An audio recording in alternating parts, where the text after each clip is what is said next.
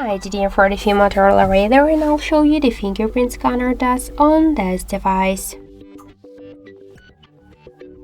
So I just set up my fingerprint to the power key button, and now I'll make a couple of tries to unlock the device with my fingerprint to see how fast this option is and does it works.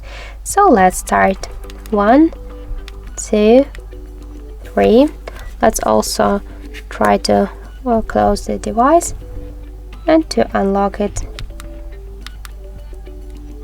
So let's try, and we can see that we just successfully unlocked our device in just 1 second. This is really good result for the fingerprint unlock method. I just suggest you to try this unlock method, but don't forget that the fingerprint is less secure than the passcode or pin code unlock methods. So that's it. Thank you for watching, and if you find this video helpful, leave thumbs up and subscribe our channel.